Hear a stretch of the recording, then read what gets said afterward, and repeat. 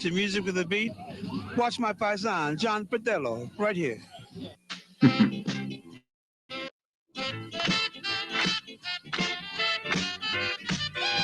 Hey, what do you know? It's the Johnny PETILLO show. Hey, what do you know? It's the Johnny PETILLO show. The man about town, the man in AC. Tune in to channel 53. Say, hey, say, what do you know? It's the Johnny PETILLO show. It's the Johnny PETILLO show.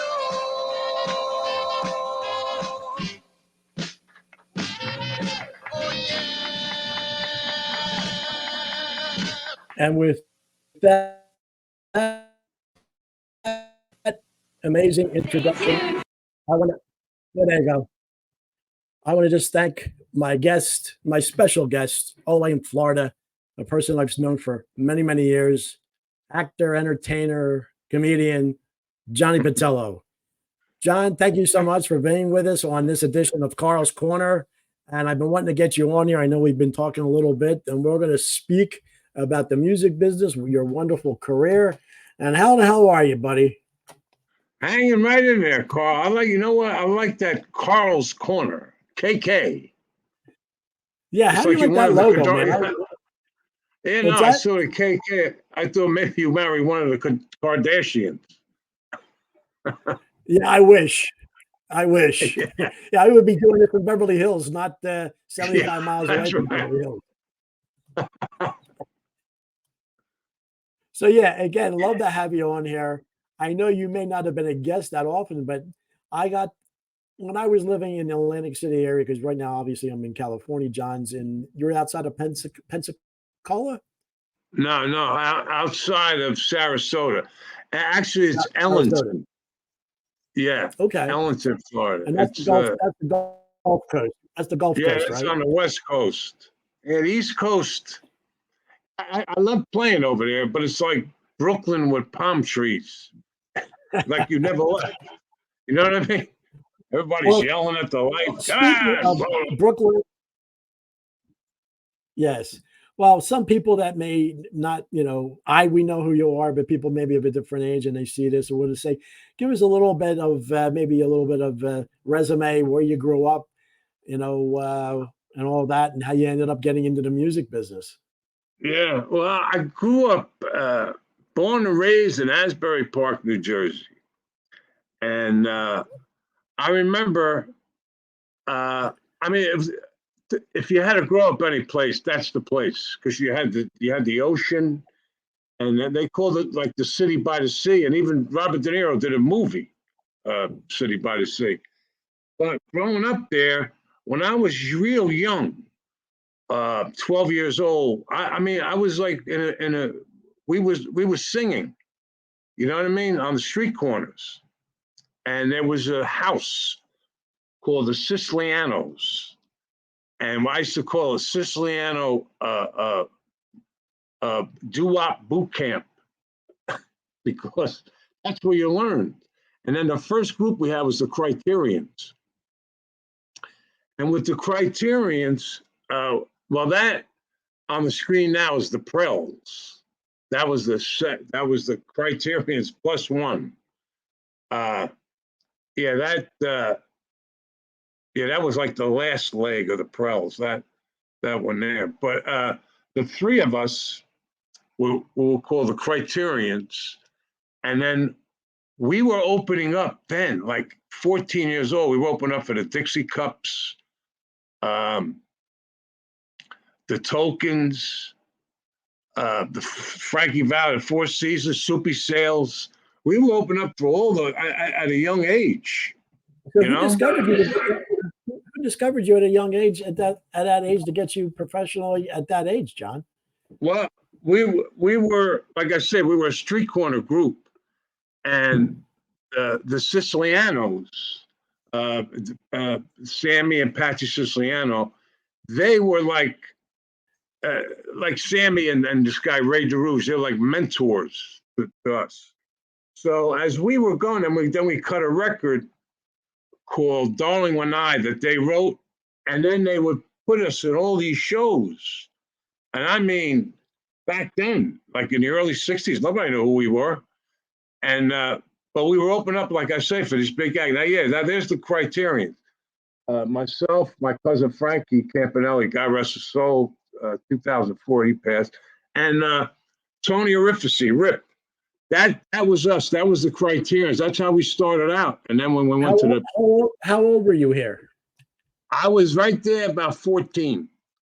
14? Yeah. Now I'm 18. So I'm doing good. No, so 14, yeah. I mean, we were 14, 15 years old. We had no idea about the business. All we knew was that we wanted to sing, you know? And then with the criterions became the Prels, because we had the guy Patsy Siciliano, and that's when we really, we were doing good. And then Patsy left because he was going to be he became a music teacher. That was like the last Prels. That was the one in the white jackets. Matter of fact, Tommy DeVito took that picture right there from the Four Seasons when we opened up for them at Convention Hall in Asbury Park. He was a great guy, man.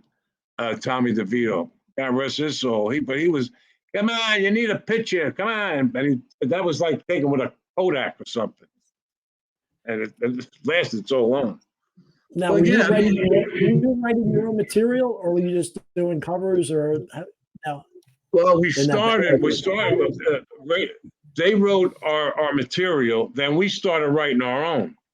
So we wrote a song, A Chant of Love, and we did that at the World's Fair in 1965. We did that. 64. You mean that's New York, right? Oh yeah. That was that was pretty exciting for us because we played the New Jersey Pavilion, and on that show, they had like local people, like they had, what's his name, Stevie Van Zandt. He was with the Mods. Springsteen was with the Castiles. He had a band called the Castiles. Everybody from Asbury Park, and then the Squires. We played that New Jersey Pavilion. Now, the song that we recorded back then was called Chant of Love. And it was like the hook was bo la la la, bo la la la la la la la la la la bo. So when we got done with that song, when everything was over, when you hear the people leaving, like the pavilion going, they were like singing that song as they were going out.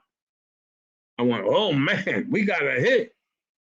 And of course, I was wrong. That wasn't a hit. But I mean, just to have people singing your song as they're walking out of the, like out of the theater. Now, were you getting any radio play or anything with that? Yeah, we got some like local, like WJLK in Asbury Park. It just didn't do it. Nothing out of New York, like Cousin Brucey or anything out of ABC. No, I think I got to play on ABC, but it was, back then, Carl, if you didn't know somebody, I mean, that could really. We're talking about payola now. Hey, yeah. Well, I mean, we were all broke. We didn't know. Yeah, there was no payola for you guys. No. Okay, what were we going to give them? I could have gave one of my sweaters. But I mean, back then it was just a different era altogether. Today, like what we're doing now, this could be like a hit show. You know what I mean? It's easy access. God's ears. What's that? It lips to God's ears to have this a hit show, John. But I would love to have you on the hit show. Oh, listen, I always say, Tiny Tim was the biggest star at one time in the world. Because everybody knew who he was. Right. Who would have bet on that? But he had Johnny Carson helping. Oh, big time. But when I was with Danny and the Juniors, he was on tour with us. We did like 35 days in all in Illinois. And he opened up for us, Tiny Tim, like the whole tour. And let me tell you something, he was high energy. He didn't stop. The drummer kept boom, boom, boom. The drummer didn't stop. It was like one long medley. I remember he opened up with a song called Dozy Dotes and Lambsy Divey. Did you ever hear that song? Whatever that was. I can't say that I have. What's that? I can't say that I have, John. Well, it's an old song. It's like from the 20s. But that's the kind of stuff he was, but I'll tell you what, I've got to give it to Tiny Tim. I mean, he had that crowd. He ended the show with "Do You Think I'm Sexy?" and started taking off his jacket. You know what I mean? You don't expect that from Tiny Tim. So this crowd was going crazy. And then we came on. So we had thank God our energy was high. Yeah, see, now that's the juniors. That's what that was with Joe Terry. He passed away. Frank is the only one left, really. And the other Danny the Junior pitcher was just the three of us, Danny, myself, and the other guy, Bobby. That was a black and white pitcher. That's Joe Terry. That was after Danny passed. I'm looking to see if I have one with the original one. I'm just, these are small for me. I'm just saying. That's the original guys right there. That's Dave White. Okay. I'll go left to right. Dave White, Joe Terry, Frank Maffei, and Danny Rapp. The one I'm talking about is the three of us, and we're kind of like leaning down like this here, and Danny was in the middle. I think that was our last promo picture that we took. Yeah, for some reason I don't think I have it on my grid here, but let's see. We might have it, but you got it. The three pictures of me. This one, John? There it is. Wait a minute. I got it. That's it. That's it. That's we went through the Jolly Joyce Agency in Philadelphia. And that's obviously you on the right. That's me, man. Now, what year was this, John? Oh, gosh. I was in the 70s. 78. 78, 79, something like that. So how long were you with them? Oh, Danny and the Juniors, my goodness. My whole career, I had to be, wow, over 30 years with them. I mean, it was like, then I was in and out because after Danny passed, it was just the Juniors. And it was, it was just the three of us. No Terry take over immediately? Immediately. He owned it. He had the trademark of the name. So, that was a tough time because Danny was gone. And then when you say Danny and the Juniors, so then it became Danny and the Juniors featuring Joe Terry, which, and then when they used to introduce us, they would always say Danny and the Juniors. You know what I mean? It just got very complex. Which group is that? Because at one time there was both of us were out there. Joe Terry had his group, Danny had his, and it was. It gets very confusing. Sometimes you join these groups, they're like battlegrounds. You don't know what you're getting into at first, and then then it all works out. You start doing national TV shows, and we used to go to Europe. Man, that was you felt like the Beatles when it was amazing. Yeah, actually, talking through Anthony, we have to bring up our friend Anthony Santinelli that introduced me to you guys. And I was talking to David Allen Pratt about 2 weeks ago, who was the DJ. He's still there at Cool 98.3 down there. And he actually was our MC for the summer of '99 when we actually promoted Charlie Gracie in June and Danny and the Juniors to Joe Terry on Labor Day of 1999. And that was a heck of an experience. And if it wasn't for him, but John, there's a picture of me with David and Anthony and myself, and I am beaming. And I've just always been on the fringes of entertainment and producing and trying to do TV and here and that. Never really got into it. And Anthony looked at me. He goes, "You really like this?" I said, "No, Anthony, I love it."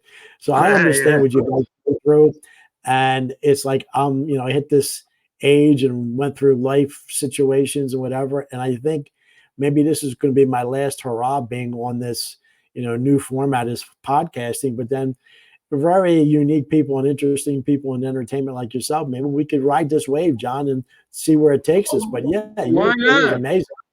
Because Yes. you have waves over there. I got waves over here. You know what I mean? Yeah. Pacific, And when you Atlantic. Yeah, when you mentioned that you might actually, come out here sometime in the near future, that's wonderful.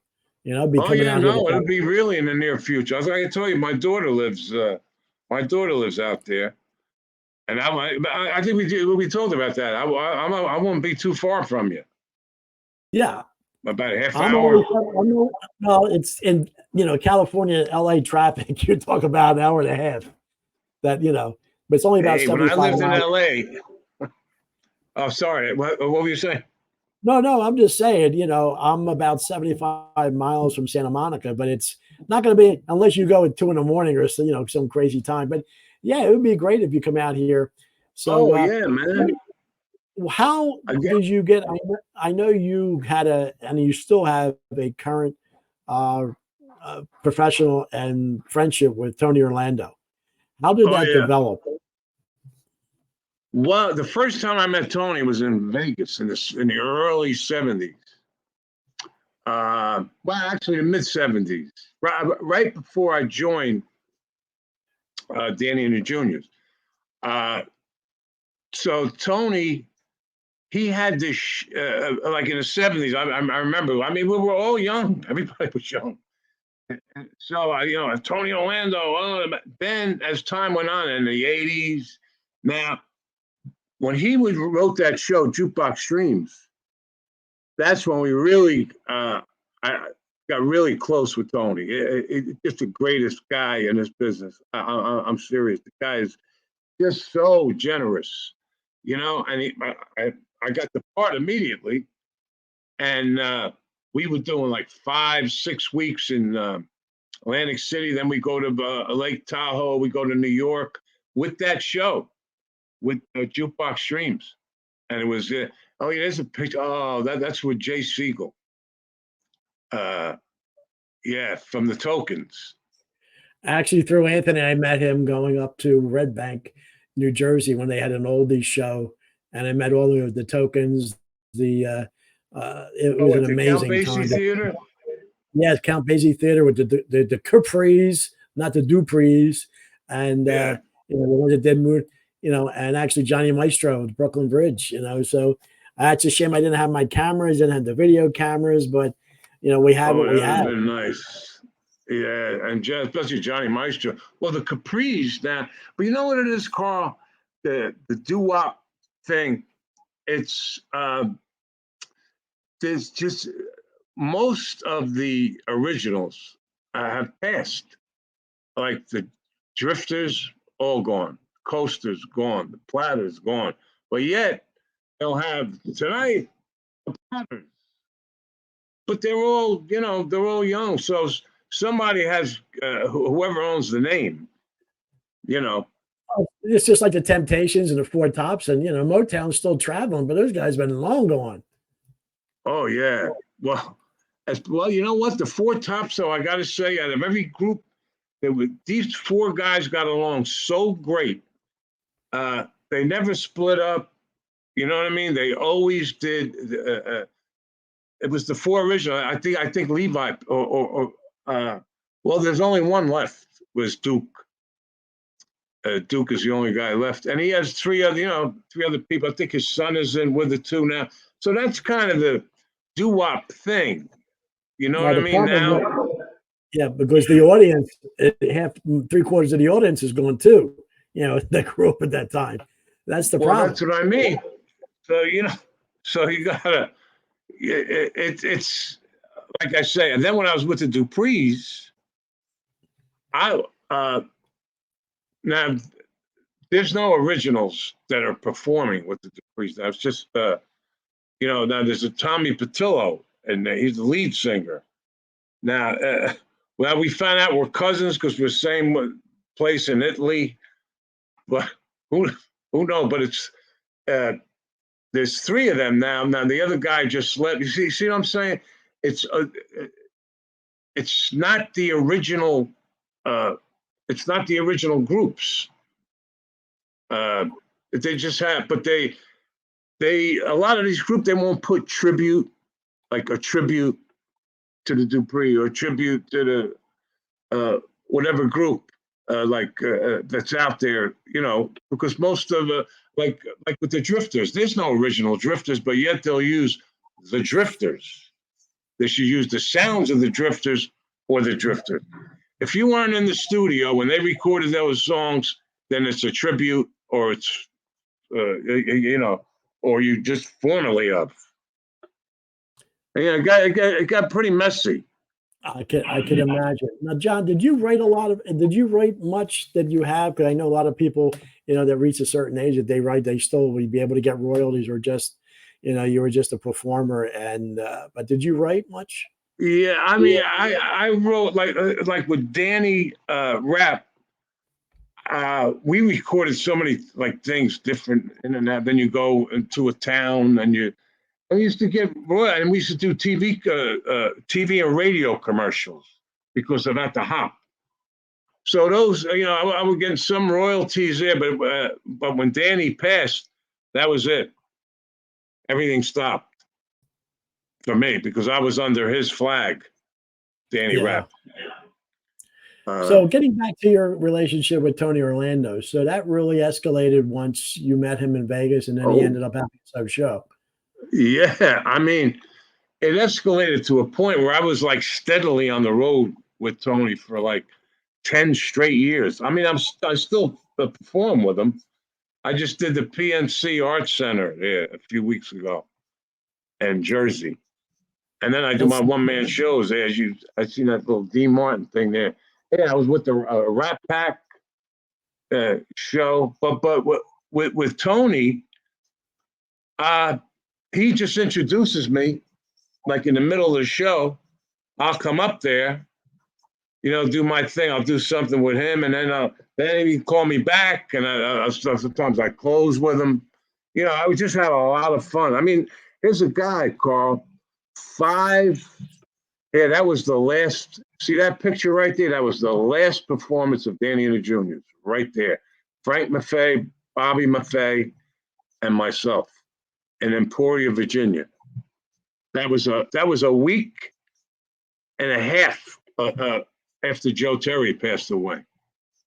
So we still did the gig, but that was it. That was the last one. Where is this picture? I love the oh man, that's my favorite.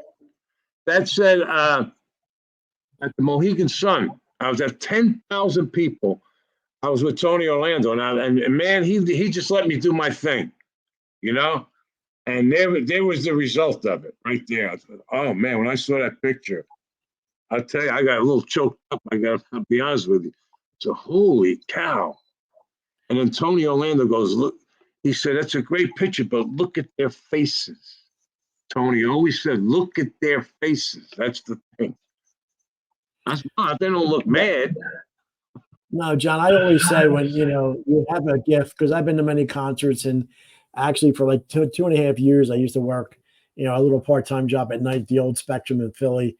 And the supervisors were actually my cousin's brothers-in-law and everything. So we always got that top spot. So my first night was Phil Collins, No Jacket Required, but I was in the pit. And I was just seeing the absolute brilliance of his band and him, but then just seeing he had the audience in the palm of their hand, because you're that close looking at the people. And John, that's a gift, and I know you have it not on that scale, the smaller scale, but you have the same thing, which is a gift. I love it. I mean, I still love it. I still and it is a gift. It absolutely is a gift. In this business, the egos are crazy. And I always say with ego, EGO, edging God out, because that's what everybody thinks it's that this talent comes from above.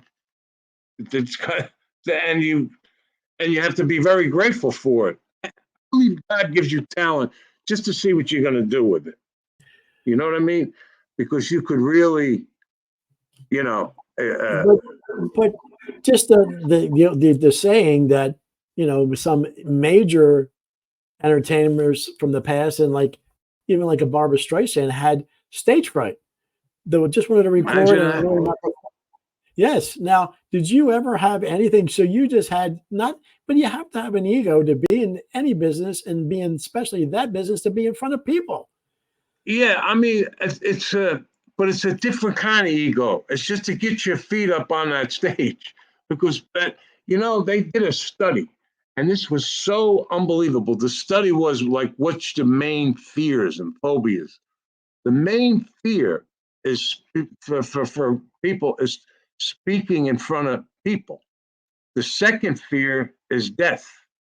So in other words, you rather die than talk in front of an audience. Talk publicly. That's funny. But it's That's true. funny. I'm saying to myself, wait a minute, because I never, thank God, I never had my thing was more being anxious, the anxiety, just getting up. I want to get on the stage. As far you always got to have those butterflies before every show since I'm a kid. I always had those little butterflies, And if I don't get them, then I'll worry why I don't have, and then you'll get them, and then you're fine. Because you got to go up there just because it makes you focus. Well, you got to understand also that people have good days, bad days, maybe not feeling so well, but then as they say, the show must go on. So I'm sure you have a lot of stories when you've toured so much. Oh but man, but how many actual live performances have you done throughout the years, John? Because it has to be oh what, man, 40, 50 years? Have you chronicled anything to that point, to actually put it in a book or anything, or any like memoirs? Well,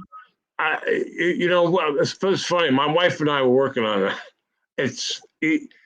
It's amazing because this past June, I've been in this business 60 years. Wow. 60 years. And I'm thinking, wow. Because I was the first time we got paid, we were 14. And when did you get paid? What was your salary? $5 a piece we got. $5 a Five. piece. It was in Bradley Beach, New Jersey. I'll never forget, it was a party.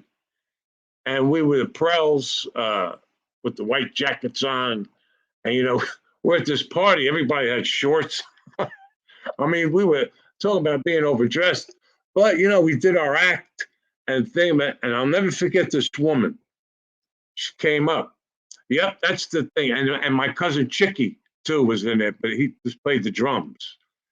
And this woman came up and gave us $5 a piece. He goes, this is for you. This is for you. And so when we got the money, we go, wow, we're pros now. We're professionals. Well, we've been doing this since we were 12. You know what I mean? It was like a couple of years. Well, we never got paid. Who ever thought about money when you're on a street corner or you're doing it? That's when the business gets a little bit involved. Where's the money? Who gets the money? Because we always split everything. Now, did you have an agent? Did you have agents that booked you? And because look, we always see that was later on. Later on, this one guy, like Ray DeRouge, Billy Terrell, they booked us. Like Billy would get us like in the beginning, but like for the Soupy Sales, when we went up for Soupy Sales, that was strictly through Asbury Park. They just picked out the groups, whoever who they thought should open up for these big acts, like Frankie Valli, Soupy Sales, the Tokens, things like that. And we did mostly Convention Hall in Asbury Park, or different theaters like around Keyport, New Jersey. Then we went to New York. You know, it was everything was a step. You know, like when I was at Danny and the Juniors, like from there I went right to the Duprees, and like the second gig was at Madison Square Garden. So I mean, I'm like, whoa. So I opened it up. Back then, what was his name? Oh boy, when you get old. He used to put on the Madison Square Garden, like the oldie shows. Was it through a radio station? Was it before pre-CBS with those with like Don K. Reed and all that Well, stuff? Don K. Reed actually at the show, at that show, Madison Square Garden, Don K. Reed was the MC. Okay, yeah. And that big promoter, he's gone now. What's his name? His wife just died. How could I not? You'll remember it. It'll come. I have my wife Google it. She's your producer next year, right? Oh man. Yeah, but those shows, like playing those shows, like Madison Square Garden. But with Danny and the Juniors and the Duprees, I mean, I worked some big venues, and even after the Duprees, 20,000 seats, of course. 20. I mean, man, you know, my first gig really with Danny and the Juniors, I went from a club called the Sunset Lounge in Asbury Park. Danny picked us up there, and he came up and did at the Hop. You know, I said, you know, you got to do it. So we went from there. We went to Madison, Wisconsin, and did this big country club. I don't know, it was like 500, 600 people there. The next gig was in Austin, Minnesota, and we did this hockey arena. And I mean, everybody was on that show. W. Checker closed it. But the Drifters, the Coasters, the Platter, I mean, you go on, Bo Diddley, Little Anthony. I mean, it was a big card. 20,000 seats, though, all filled up. Pretty good, though. So, and when we spoke a little bit, you know, coming up before we were scheduling this, then you said you spent a year out here in California. So what got you out here? What were you trying to accomplish? And I know you said you were only out here for a year. So if you could give a little bit of background, what happened out here? Yeah. You know? I after I did Asbury Park, like we played all the clubs. I said, man, there's got to be more out there.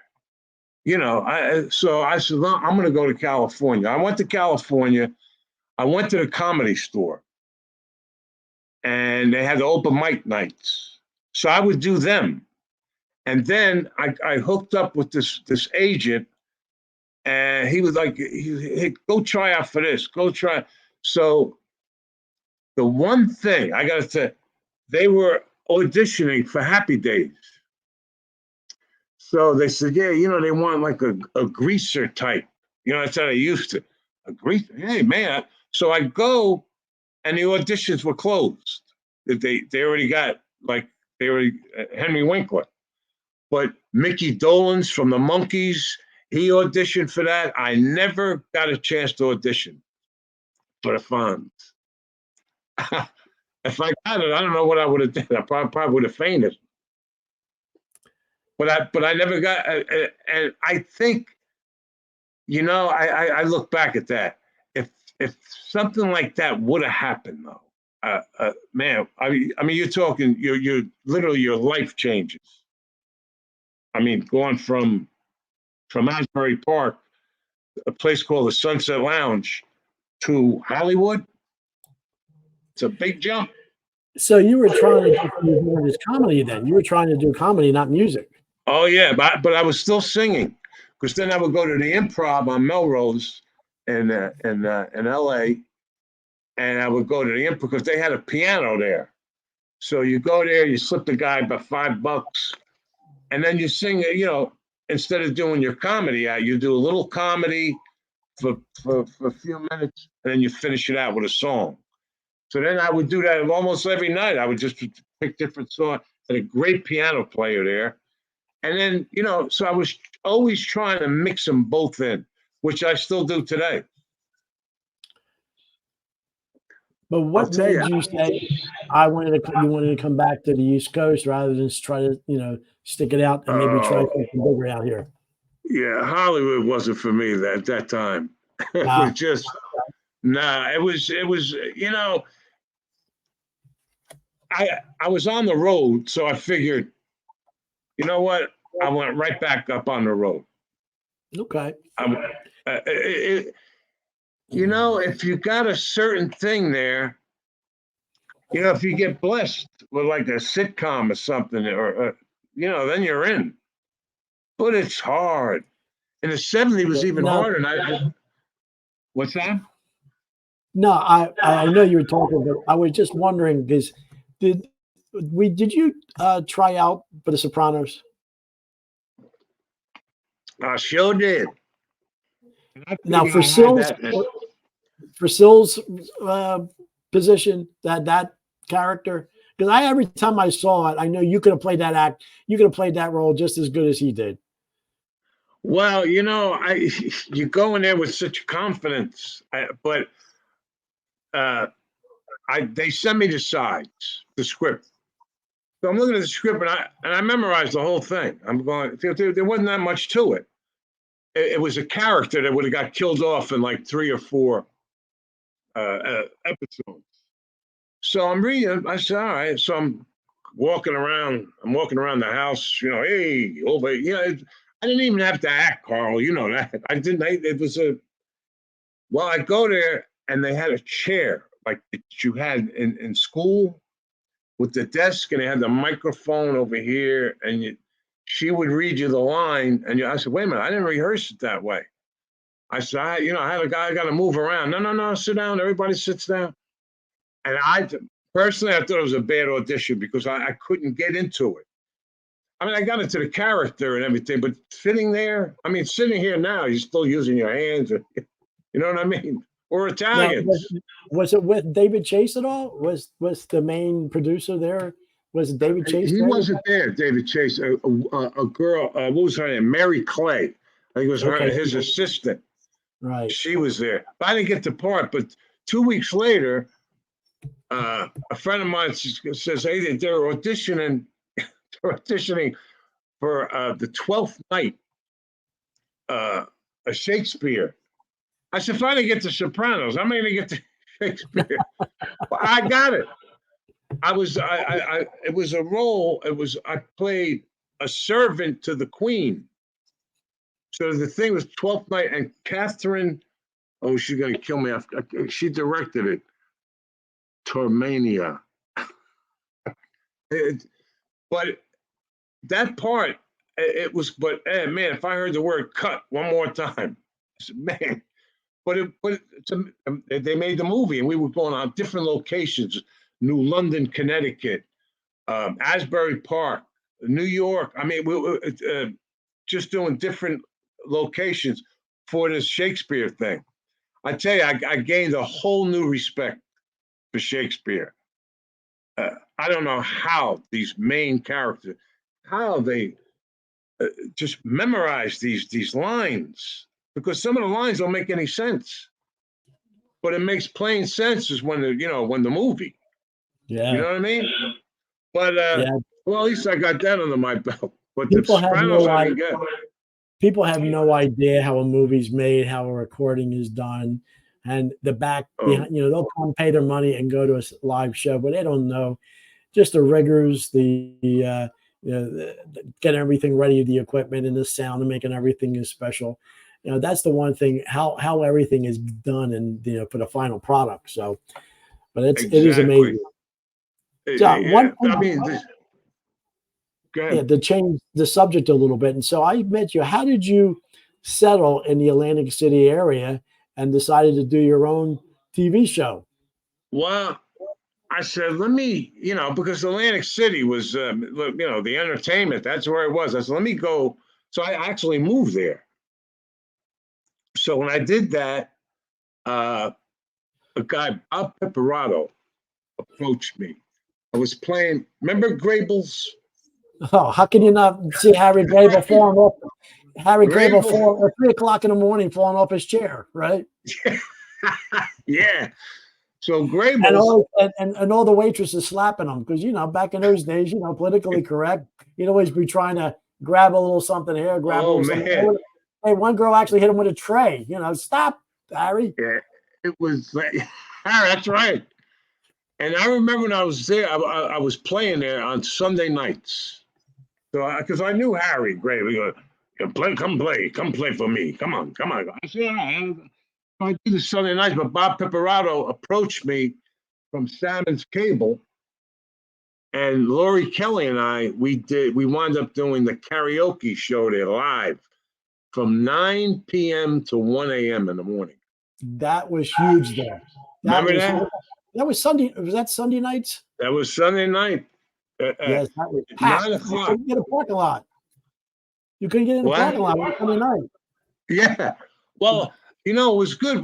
Lori Kelly, she was great to work with because I used to go out in the street, when I used to do that jitney thing. So I told, I don't know, it was like a playoff time or something, and I had the football. So I said, Lori, I want you to run across the street, and I'm going to throw you this football. Catch it. You'll be the talk of the town for the rest of the year. Well, she had high heels on. I'll never forget it. There's Kenny Jeremiah and Tony Orlando in the middle of it. She had high heels on. She runs across the street. Quick, I should have waited for you a little bit to put it up. Go ahead, continue. That's all right. No, you can put it up again, though. But high heels on, Carl, and she's running. I'm going, oh man, and I throw this football, and she catches it in high heels. They kept rerunning that. Keep rerunning that one. And so that's the kind of stuff we used to do. With the kind of had people coming up with karaoke, but we mainly did. It was like it's really a showcase for ourselves. We sang, but that's when after that was over, then that's when I did my own show at WAC. I just went and talked to Harry and Dave. Yeah, and there, Kenny Jeremiah was my co-host there, and Tony Orlando in the middle there. Yeah, Tony did the show about 5, 6 times, 7 times. I don't know. He says, hey, you want me to? Yeah, Tom, come on. And he came to a lot of the shows, when we were in Atlantic City, doing his Jukebox Stream show. That was another one. Vinny Vella. Yeah, he was in a lot of the mob movies. He was a really good friend of mine. We became good friends. And then he had his own show in New York. And then I went and do his show. But man, he had stories, Carl. My goodness. How could he not? How can he not? And I'm looking at the time, John, and we're at 43 minutes, and we haven't even scratched the surface yet. Holy cow, yeah, 43, 42. I don't even feel like, geez, we didn't even get out of the prels yet. But you know that I knew this was going to happen. So, John, that's good news. You know what? I think you actually predicted it. Yeah, because we're going to have to continue, a couple more. And, I would love to have this as like a weekly, get together. Tell me what's going on with you, what your schedule is going to be, where you're going to be performing, if you're going to come out here and go back. I hate to use the word reminisce, but about the back days and because young kids today don't understand how much fun we had because we didn't have these little devices were electronic that they had their heads in. You sang on the corner till what, 1, 2 o'clock in the morning. That's how the movie Bronx Tale started with the doo-wop guy, just on the end, and then it's funny. There's a scene there, young Italian men romancing the women. You can hear, Marie, get in the effing car! Yeah. No! Screaming holiday time. I thought of my mother. Yeah, because she never called me. She always called me Johnny Boy. My whole family, Johnny Boy. Yeah. But when she used to call me, she used to be. As soon as it started getting dark, I mean, you heard it through the whole neighborhood. They used to go, hey, Johnny boy, your mother, hurry up. Yeah, got to go home to lasagna and scuttle soup. Oh man, there was never a disappointment at that table. Never. John, look, the one thing in California you probably realized trying to get good Italian food out here is ridiculous. That's the one thing. I love the weather and everything, but I'll give you a real quick story that I went to a local place that served pizza. And I used the term, do you sell slices? And they look at you crazy, like, no, we'll cut it into slices for you. I said, no. You sell individual slices? They go, how do you do that? So, Mac and Manco's on a boardwalk in Ocean City. I went on their website, took a picture. They had that big display of 10, 12 pizzas. And that's how you do it. And I said, you make more money out of it. And they go, how do you do that? I was like, oh, these people are out of their minds. So you have to go to different places. There's a couple places around here that are from the East Coast. And one place actually imports their bread from Philly for their sandwiches, so. But yeah, and that's what I posted the other day when I cooked a little bit. And people break out in hives with the meatballs and the soup and the chicken cutlets I make out here. Oh yeah, those. Florida here to get pizza, it's a it's a journey. You got to go hunting. It's and really you wind up in Jersey. You would think there's a lot more people that, that be in Florida that were from the, Northeast and Philly and New York. No, you're not having that good of a problem. You having a problem down here? Not on not on this coast. I mean, I can't even think of a place where sometime my wife will make the pizza. She'll do like homemade, then we can put on whatever you want to put on. Then it's good. But I'll tell you the secret: real sauce. I don't want to say gravy, but that's wrong. Well, no, gravy's what got the meat in it. Gravy's got once it got meat in it, it's gravy. Once we see red, it's sauce. No matter if the meat is in it or not. You know what I mean? And that was always a thing, sauce, gravy. But then when you go to Italy, it's sauce. Well, yeah, it's Italian marinade. So look, I'm going to do a prep. Maybe the next show we do, about the TV show. And, you don't have a lot on there, but then there's one that I have to share because to me, it's always one of the most funniest ones that, and I have to just show it and you can elaborate on it, when I play it, Huh? I think I know. Let me see. Yeah. A.B. Jonathan. That kid's about 25 years old now.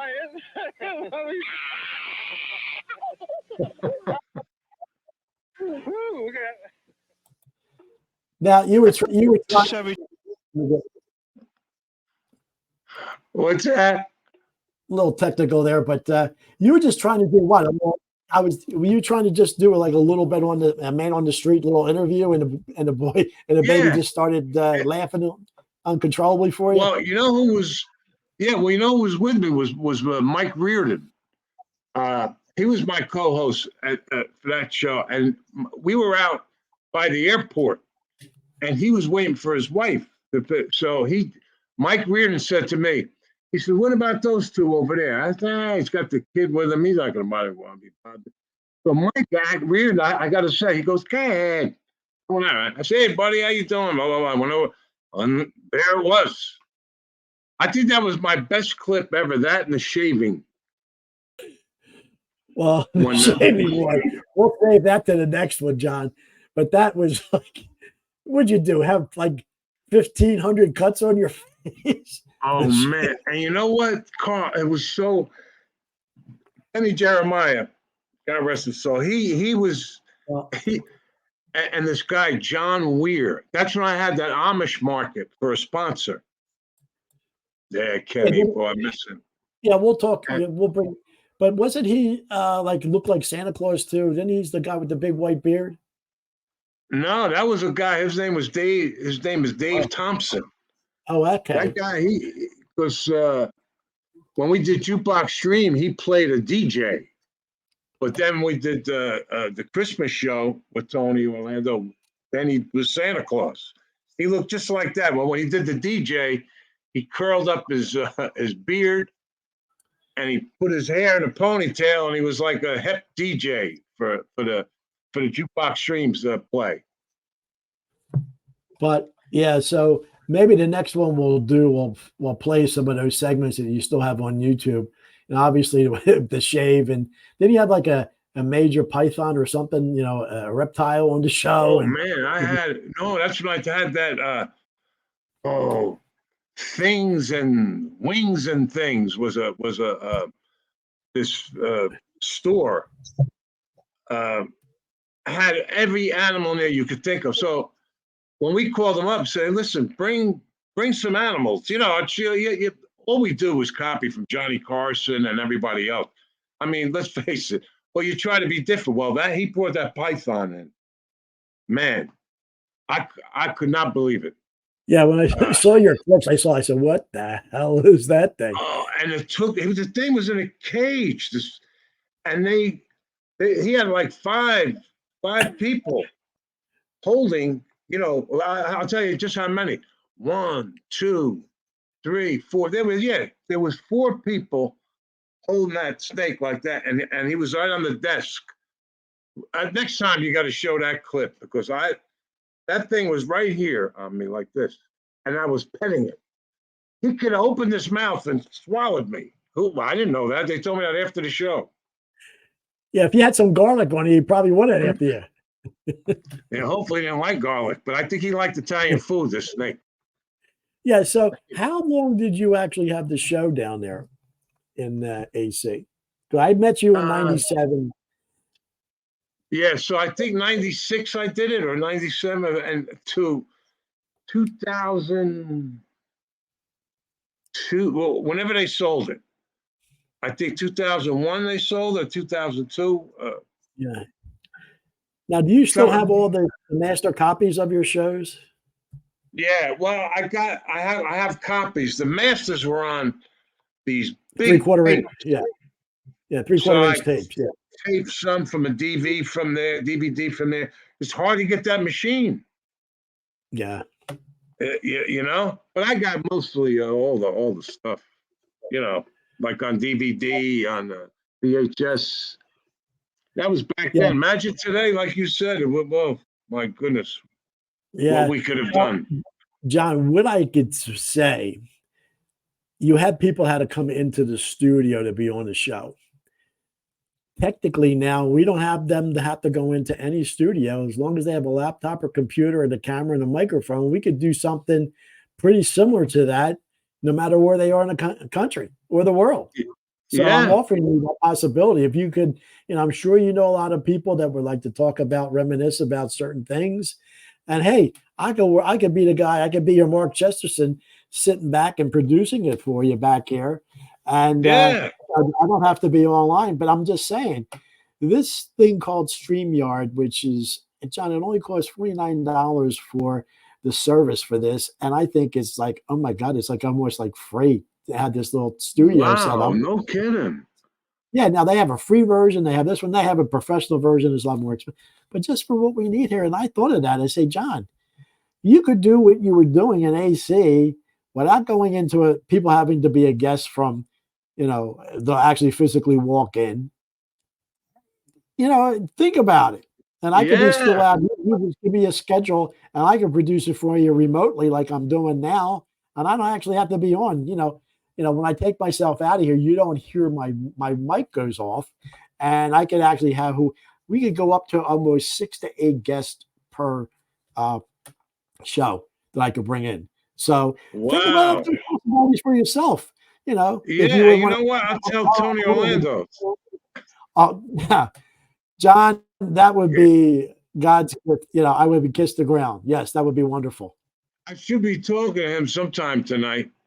And I will now. I will edit. I will just, once we're done recording, just so you know, when I finally end, stay on, because it just takes maybe another minute or two to get everything synchronized. Oh I yeah, will man. probably air it sometime tomorrow or at the latest Friday morning because I did one with my friend Sam, who's the sports reporter, and that's airing today. But then once it airs, I'll put it on my Facebook page. I'll put a link to your Facebook page to the link that's on YouTube. So, once it's up and running, hey, I'm nobody, but hey, I don't mind being a host or producing it remotely. And he's where? He's in Florida too, or he's in California? Who, Tony? Tony. No, he's in Branson, Missouri. Oh, that's right. That's right. Good old Branson, in the middle of the country. Now, is that where he resides now? That's where his home is?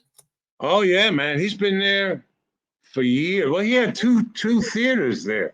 He had the Tie Yellow Ribbon Theater, and then he had a Talk of the Town Theater with Wayne Newton.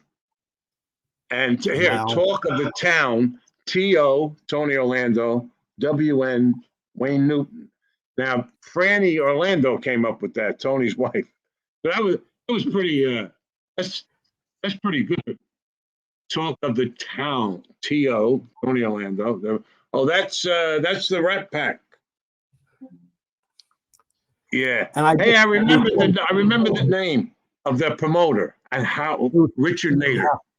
Okay. And I just found one picture from when Lucy's show on the All-Star deck with you there. Oh, and who's that? Jack McCaffrey. He was a sports reporter for up the area. But that's the owner. But was he the owner to the left? What was his name again? Dave? Dave Allen, and he just passed away. Yes, he did. Yeah, nice. And Carl, he only lived, how far did Dave live? About an hour. He lived in Venice. About an hour, if that. Yeah, because he made a lot of money selling that station to the guys from what was his name again? Lenfest, Chase Lenfest. Lenfest, that's right. Wow. I worked with him. He was my supervisor when I worked for Radius back in 98, 99. And, his father owns Suburban Cable. So when they sold out to Comcast, they sold it for $3 billion. So the father got $1 billion, he got $1 billion, and his brother got $1 billion. So he had a few shekels to buy the TV station. Man, I'll tell you, that's some heavy money. Television now, but today everything's infomercials. So whatever Dave sold that for, obviously he did very, very well. So you know what? And they never needed anybody to fix anything. No, because he was at the studio. They were right there. Well, yeah, they were the electronics guys, and they were not in it for the programming. They were in it for the technical end and all that. But that's John, exactly. as we're getting close to the 1 hour mark, I will have this scheduled probably sometime tomorrow at the latest, sometime Friday morning, and I'll just text you and I'll put a notice on your Facebook page, and then once it airs, if you would talk to Tony, he would be interested in doing something. You guys could do it remotely. I could be your producer in the back like this, and you can see how simple it is. Yeah. Wow. All I would ask, it's nothing simple to me. Yeah, all I would ask to say, if you have more pictures and any kind of video footage, I'll send you all kinds of stuff. And then I could put them in there rather than share it with Facebook. I mean, with YouTube, it's a little cumbersome that way, but I could put videos up. They have to be MP4s, but I could play them. I have capacity for 10, 15 clips per show. So that would be great. The 29th, is that the 29th? The 29th, Tony Orlando's getting inducted into the New Jersey Hall of Fame. And where's that going to be? That's going to be in Newark. At the Prudential Center? Center? The thing is. It's a brand new building, and that's the New Jersey Hall. So Patty Schiaff, Bruce Springsteen's wife, Patty, she's getting inducted. Bruce Springsteen's he's been in. Tony's getting inducted. I forget who else. But we're going to go there on the 29th. And Danny DeVito is going to be the MC. And I didn't know Tony was Tony's a New Jersey native then. Oh yeah, Tony only lived Where he? in New York for 12 years. He was from Hell's Kitchen. Then he moved to Oh, Union okay. City. Yeah. So when he was Hey, 12 John. years old, he was a Jersey boy. Yeah. Jersey boy. Wait, you got to Well, watch the look, Jersey guy. We'll get sued. yeah, hopefully we didn't offend anybody with this little podcast. No, John, I hope you no. appreciate. I hope you look how quickly an hour went by. Wasn't I? I can't even believe it. There was so many things. There's so many things we could talk about. But hey, if you want to do it again, we'll do it again next week, the week after. Yeah. Doing one right after I got something else to do. But yeah, why don't we try to do maybe a weekly podcast? When it's convenient for you, and you could keep us up to date. We could talk about this. What's the future of music? Where you're going to be if you're going to be performing, and if you could talk to Tony and he wants to be a part of it and bring other guests on, that would be amazing. Oh yeah, man. I mean, it's a wide open field now, brother. Yeah, and with this technology, you don't actually have to have somebody come into a studio, get the whole crew, get the cameraman, the technicians. You know what you had to, all the people that needed to help you with that stuff. And you could do it in your living room and get a desk. It'd be just like KARLS again, and we could do it that way if you want. That way you want it. My wife here will make the studio up here. It was so hopefully cool. Hopefully she liked the way this will turn out, and then we could bring in anybody, no matter where they're in the country and actually the world. So it would be man, an opportunity. I'd even change the name of it for the Johnny PETILLO Show Part 2 instead of KARLS Corner. Oh, hey, KARLS Corner. Always put your name first, Carl. This is your show. You got it. Gotcha, John. On that note, why don't we just wrap it for tonight? And I really appreciate this, and we'll schedule maybe another one sometime next week. And in the meantime, let me know what else we could do down the road, and whoever else we could get on here. And I can't thank you enough, my friend. Anytime, Carl. You know that, brother. And I'll send you some stuff too. I'll send you some. Your wife has my email address. Send any video files, photo files, and we could get them. I could load everything up for our next show that we're going to have, and it'll be wonderful. Any questions? She's in. Tell her I thank her. She's in, right? Thank you. She was probably wondering, who's this guy? What are you going to do? Come on. She probably was wondering how it's going to turn out, but hopefully it turned out good for you guys. No, it's great. Are you kidding? What else will we be doing now? The all right, John. On that note, we're going to end it. Yeah, on that note, we're going to end it with my little logo, and then just stay on for a little bit afterwards. We could talk after the recording is done, and then we'll get scheduled for sometime next week. All right, buddy? You got it, Carl. Thanks, brother. Good talking to you, man. It'd be excellent. Thank you, buddy.